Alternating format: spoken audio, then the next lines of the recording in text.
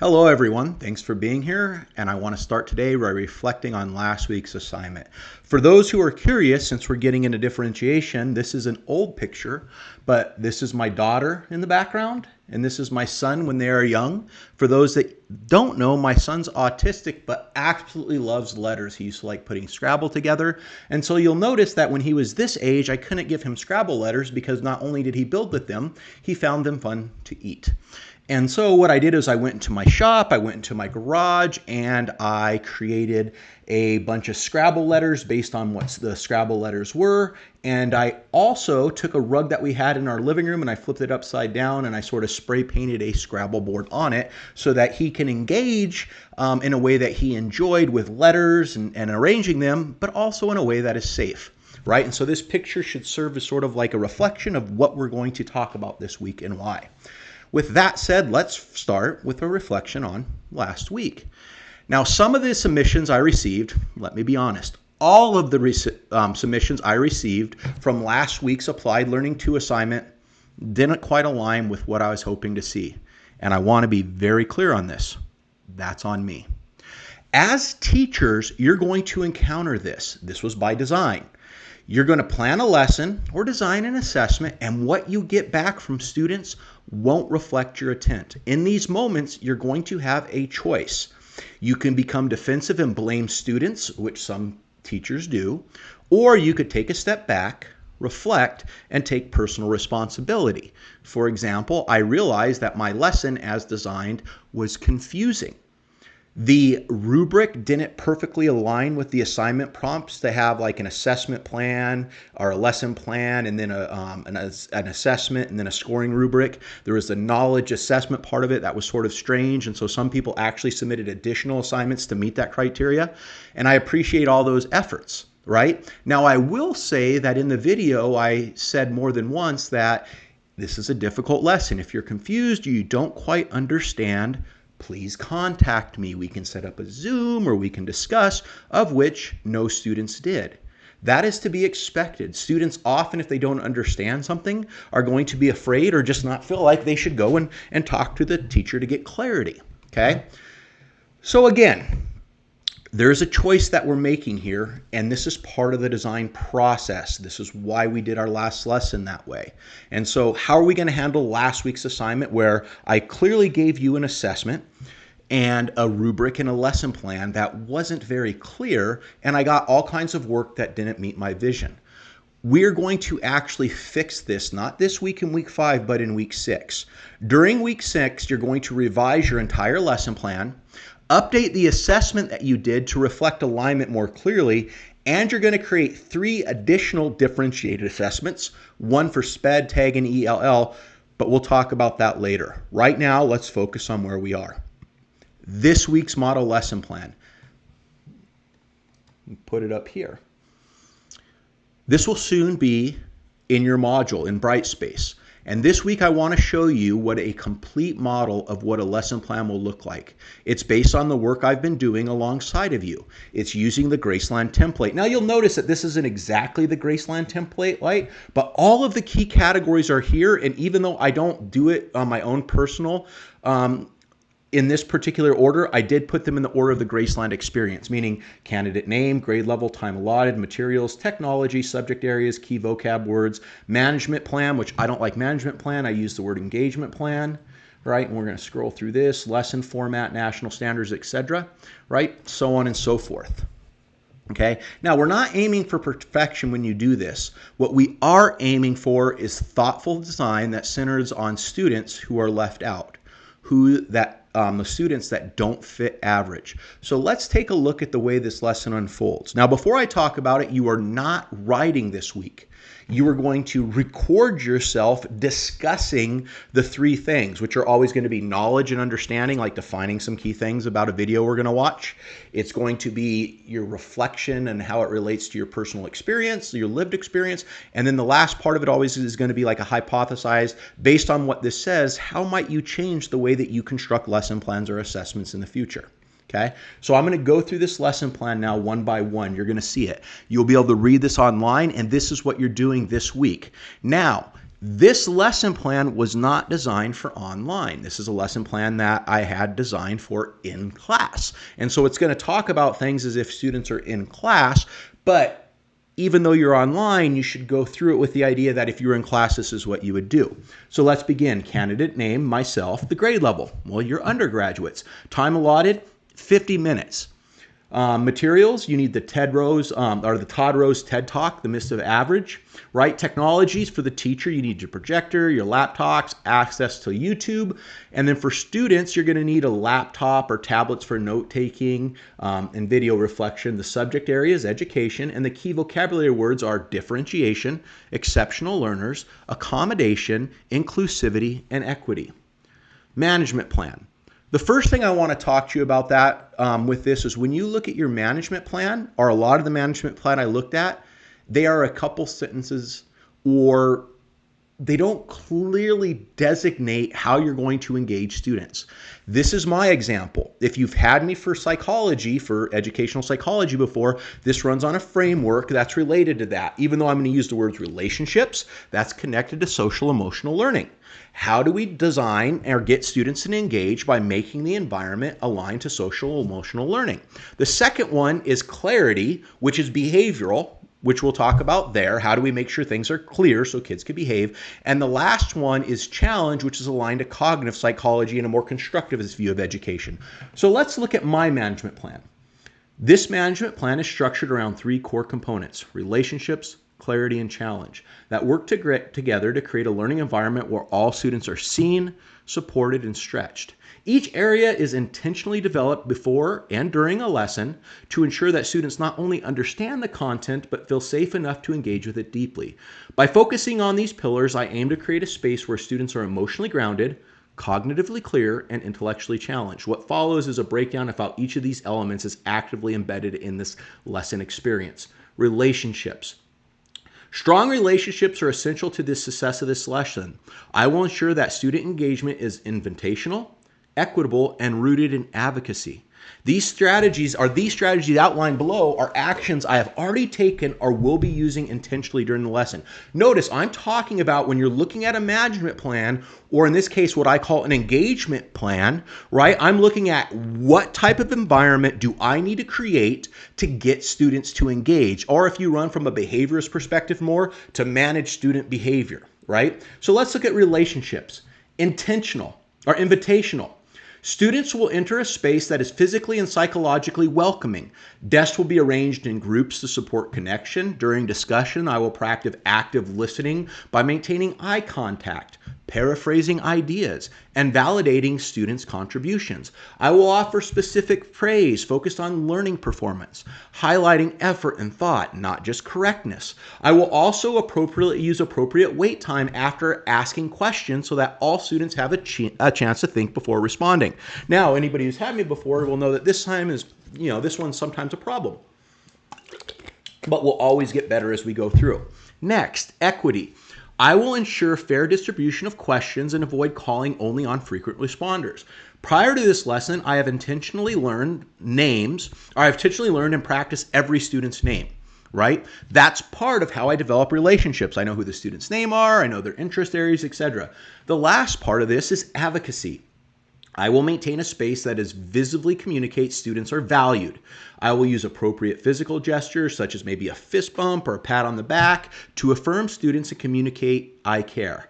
These gestures will be offered consistently and respectfully. I will also validate students' experience and progress, especially when tasks become challenging. Make sure they feel seen or supported, right? So when we're looking at the social emotional level, and those who have had me on class know that I don't really focus on grades. Grades isn't the important thing to me. It's all about feedback. My particular paradigm aligns a lot more to Cynic than it does to Allen. And so when you enter my classroom, it is invitational, meaning it is clear. I mean, you have to get used to me a little bit in the first couple of weeks, but once you get used to me, that students are welcome. Equity is established. All students get to participate. We work with groups, we work with each other, and all ideas are valued. And next, there's advocacy. I advocate for students, making sure that they feel valued and seen, and so that they can express themselves, okay?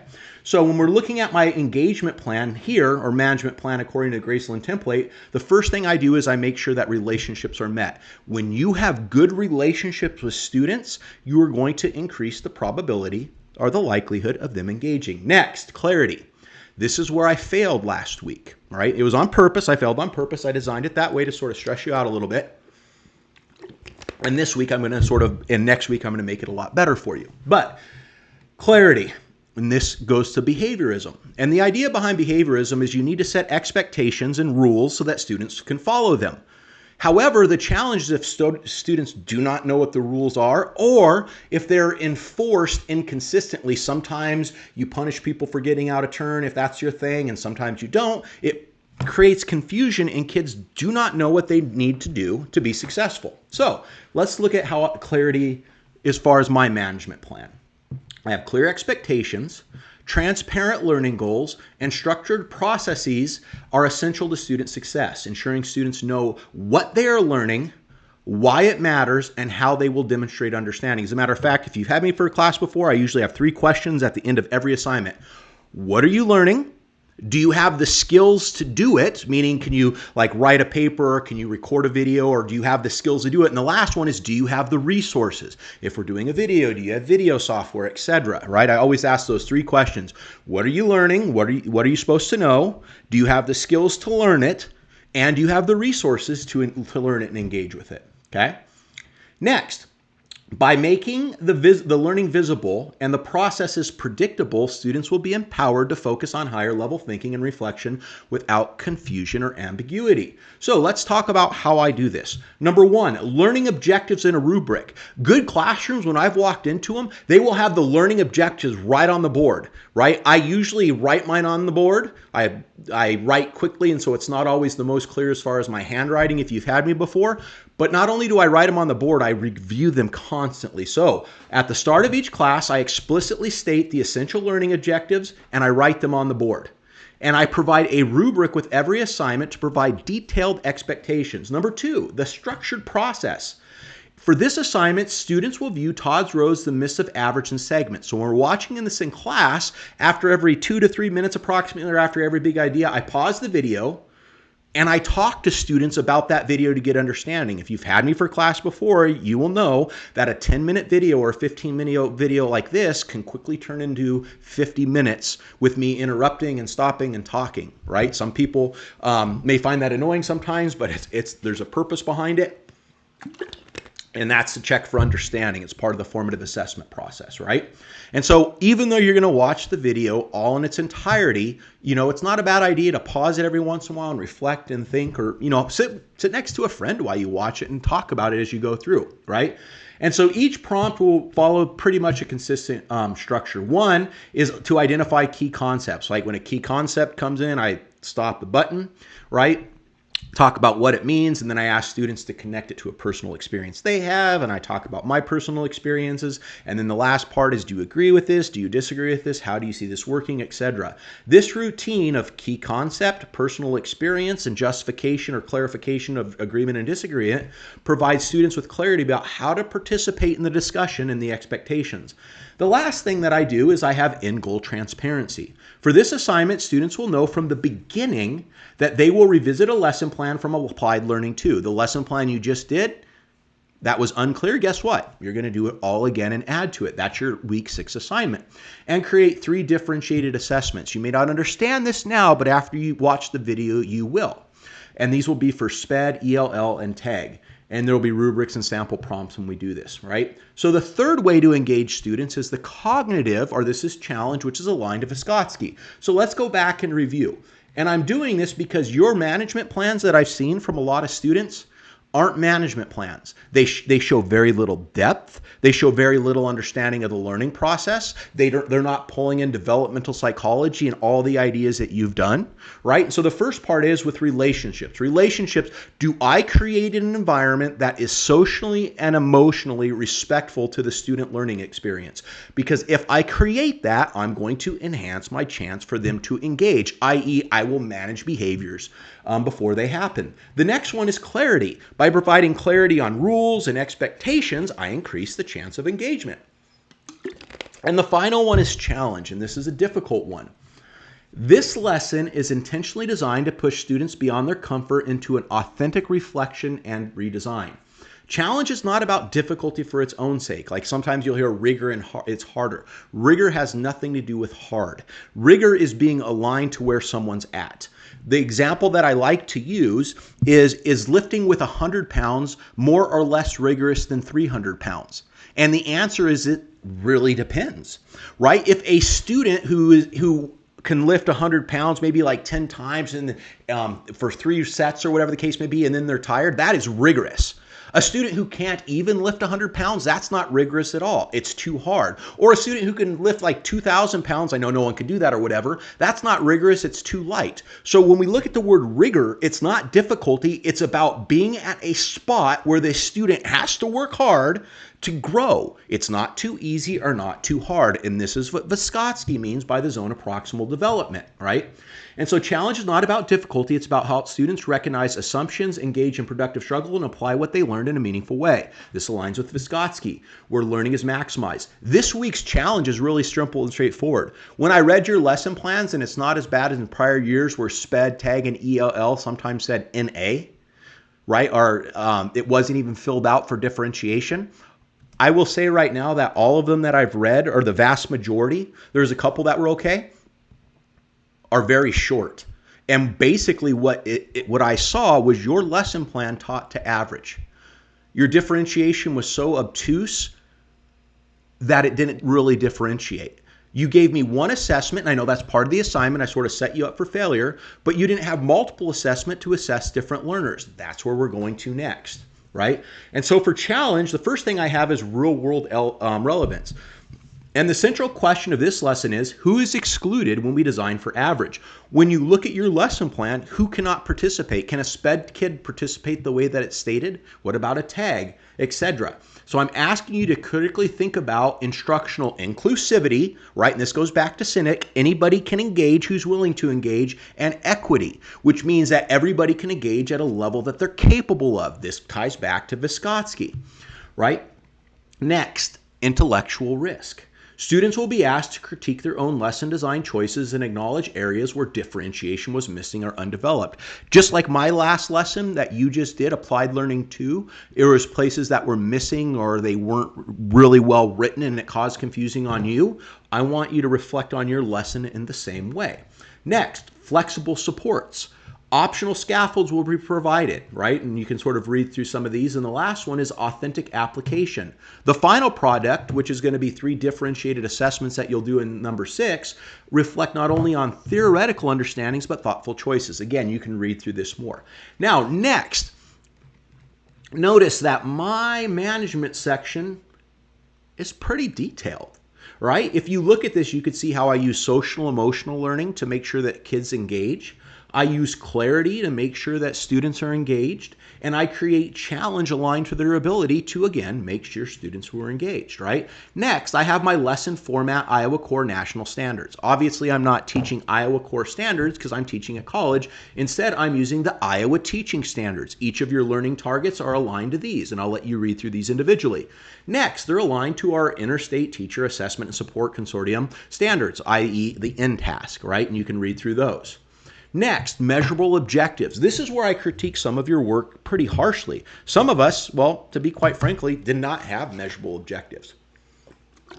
I break them down into 2 areas. One is an essential, and the 2 is a cognitive domain. The essential is the big picture, like when everything comes together, what should students know? And the cognitive domain, sometimes called just learning targets for me, are basically, if you could do these three things, you could answer the big question.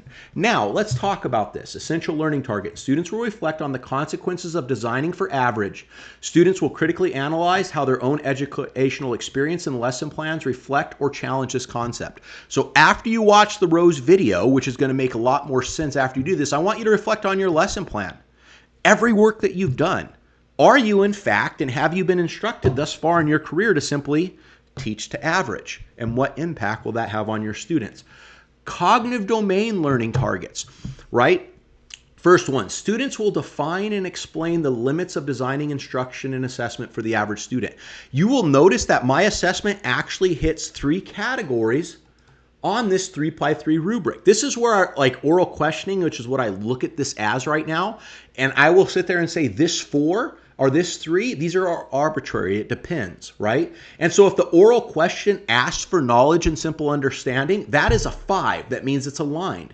If the oral questioning asks for deep reasoning, that is a 5, right? If the oral questioning says, hey, I want you to perform something or show me how this works, that is now a 5. So oral questioning, and some of these, this is a critique of this assessment methodology, depend on the question. But let's go back. So, students will define and explain the limitations of designing instruction. Normally, when you write these, you write out the definitions and stuff like that, which shows the knowledge. Next one, students will reflect on how a personal educational experiences were impacted by instructions that were designed and assessments that were designed for the average student.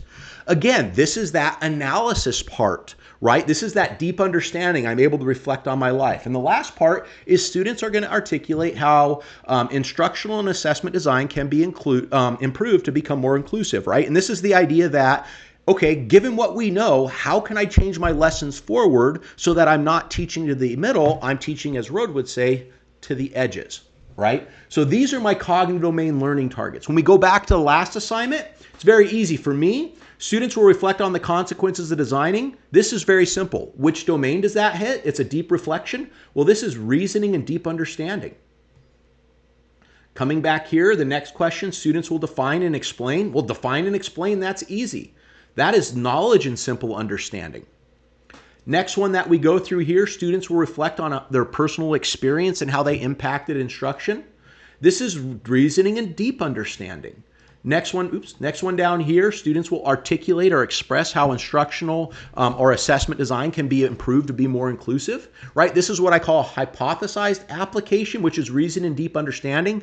But this is segueing to our next one, which is a product. Like the lesson plan you created was a product. Again, whether it's an essay, these numbers right here, it really depends when you look at this. Can an essay be designed where it asks lower level questions? Absolutely. Can it be designed for higher order questions? Absolutely. So as you look through this, you also need to take it with sort of like a grain of salt. This isn't like 100% perfect scoring rubric, but it does give some ideas. For example, if you're testing simple knowledge, you want selective response or brief essays, right, etc. Coming back to my lesson plan, lesson format. Notice my format. The first thing I'm going to do in my format is I'm going to tie to prior learning. This lesson that you're doing right now, and all you're doing in this lesson is you're watching a 15-minute video by Todd Rose over the myth of average, and you're going to, instead of writing an essay over what you've learned, you're going to record a video over it. But this lesson builds directly on prior work in our class. In Expression Experience 1, we evaluated the validity of grades. In 2, we looked at Schwartz's critique of the instrumentalization of education. In Applied Learning 1, we developed assessments aligned to Sinek's Just Cause, right? And in Applied Learning 2, you practice designing assessments aligned with learning targets and standards using that 3.3 tool. The current lesson is going to challenge you to confront a new layer of complexity, designing not only for standards or causes, but for learners, specifically those who are often excluded by average-based instruction. The reflection that you write today, and again, you're not going to write this, you're going to do a video on it, will serve as the foundation for applying differentiation in your next assessment, right? So now when I look at it, I have my introduction. I have welcome and emotional framing. I begin class by welcoming them. I usually put on a projector. I write on the board. In the quote, I like quotes, and the one I use here is average is always a safe choice and is the most dangerous choice you can make, right? And so students reflect on this. The next thing I do is I state the objective. I will tell you what your learning targets is, what you should be learning, etc. After I do that, I do what's called priming for participation. Students will review the assignment, be reminded of the written reflection. Again, this one is instead of a written, it's a video reflection, what it's going to be this week, and it'll be due Saturday. So basically, I make students open up in my classroom the assignment, and they read through it, and I give them a couple minutes to do that.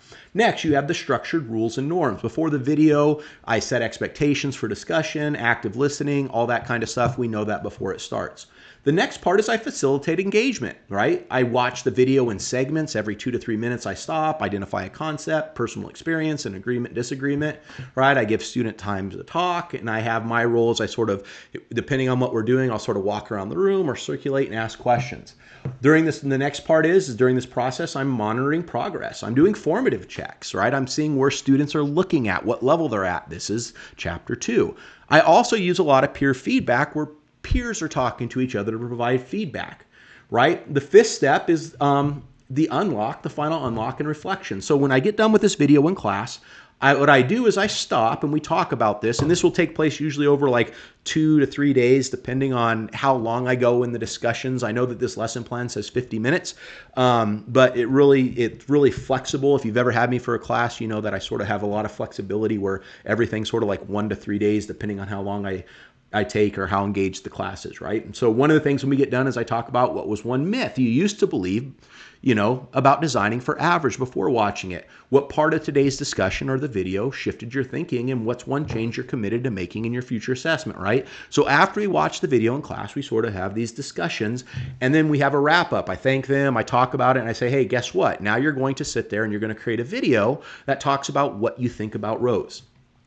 Lastly, I link to the next lesson. I talk about how this prepares you for Applied Learning 3, which is your next assignment in week 6, which is embedding differentiation and formative assessment. In this assignment, again, you're going to take your lesson plan and you're going to redevelop it after looking at the one I'm providing you right here. You're going to create 3 additional assessments, so you're going to have a minimum of 4 assessments. You're going to have the assessment you have right now. You're going to modify that assessment as if it was for a tag learner. You're going to modify that assessment as if it was for a SPED learner, and as if it was with an ELL learner, and you could pick any language you want. You could pick Spanish or Arabic or whatever fits to where you're at in that process, right? Next, differentiation, right? But before I go in differentiation real quick, let's look at this. Coming back up. Lesson format. Think about my format, and I want you to compare what I write here to what you see in yours. I always start off, I'd say, hey, we're linking it to the prior lesson. How does this build? Next thing I do is I set the stage, I frame the target, I state my objectives, I say what students are going to be doing, right? I facilitate the engagement, we watch the video, we discuss, I monitor progress and discussion throughout this to see where students are at. I talk at the end about what our assignment's going to be and what needs to be involved in it, and then I usually wrap up. And then I will, at the end, tie it to your next lesson. Hey, this is where it's going to connect to later. Notice this process. I want you looking at your lesson format. Is it this? Could a substitute come in and read this and teach this lesson? Right? That's what you should be thinking about. Next part. Differentiation, right? This lesson uses whole group instruction, et cetera, so that I have stuff about differentiation here. How my instructional approach differentiates, how grouping differentiates, the video reflection. Oops, forgot an E in there. Sometimes I miss letters, but video, I'll fix that before I turn into you. Video reflection, flexible pacing, et cetera, right? Again, you should be comparing my lesson plan to yours and see what's different about them. Next, I have my accommodations and modifications. And this isn't really great. As a matter of fact, I'd critique myself on this, that maybe I'm designing too much to average and I'm not being as specific and detailed as I can be here, right? But I talk about SPED, ELL, and TAG. Last, I have the assessment. I have the link where I'm going to say, hey, here's the assessment, and this is the assessment for week 6 that you'll do. It's already in Brightspace, but it talks about what it is, a scoring rubric, et cetera, so I have that assessment. Next, the video reflection students submit at the end of this lesson directly supports and aligns with the exact measurable objectives from this expression of experience 3. The assessment is structured to assure fidelity, et cetera. Then you'll notice in the Graceland template it says link to measurable objectives. I want to talk about this because this is what alignment means. So when we start with the first one, I have my ELT, or my essential learning target. Students will reflect on the consequences of designing for average. That's what your objectives are. Number 2, knowledge and understanding. They're going to define and explain the limitations. In this first section of the video, explain, right? And so as you're reading this, and this is going to be part of your assignment to read this, I want you, because this is what you're doing right now, and think about that. Then you go to the analysis, then you go to critical evaluation. And here I wrote a connection in the Macmillans, which is your textbook framework, how it connects to chapter 1, how it connects to chapter 2, 3, 13, 14. Don't take these page numbers exactly because I have a different version of your book. They should be pretty close. But my version that I have might be different than your version because I have the teacher edition, and so they're a little bit different. But to continue, reference, etc. The last part is this post-lesson assessment. This is assessed, and this is what yours should look like after you teach it. Obviously, you're not going to fill this part out right now because you haven't taught it, but this gives you an example of what it would look like. The class size, I usually have about 12 students. The assessment type, it's a video reflection. The data gathered, and I talk about where they're at and what I saw, the opportunities, reteaching, group support, etc. Range of abilities demonstrating, did assessment measure the objective, right? You can read through all this to actually see what that section should look like, and then I have my final reflection.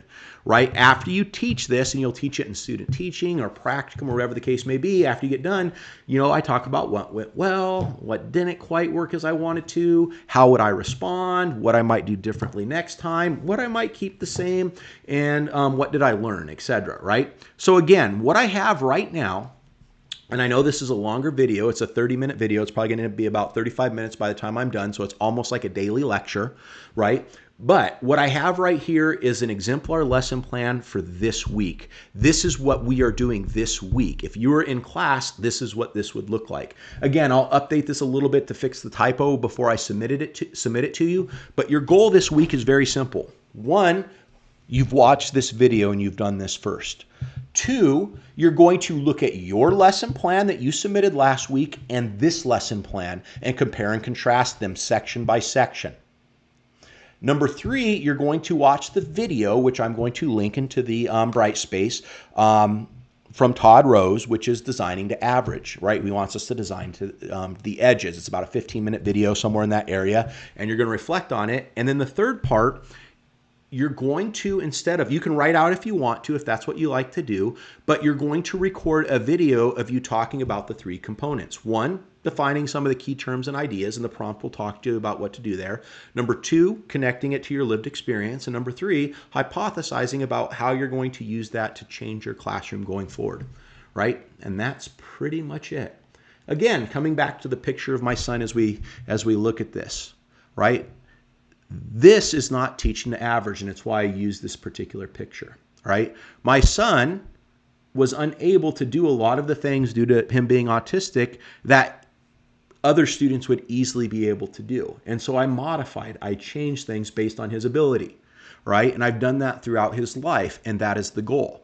If you want to know why I'm so passionate about this, my daughter, Persephone, right here, is a tag student. She's been tagged since she was little. She scored like 99 on all her COGATs and stuff like that in her Iowa Basic Skills. My son, on the other hand, is special ed, right? His IQ is below 50. He gets services. He has apraxia and aphasia and some other challenges as well. And so how I interact with PJ, Persephone, is very different than how I interact with Jason.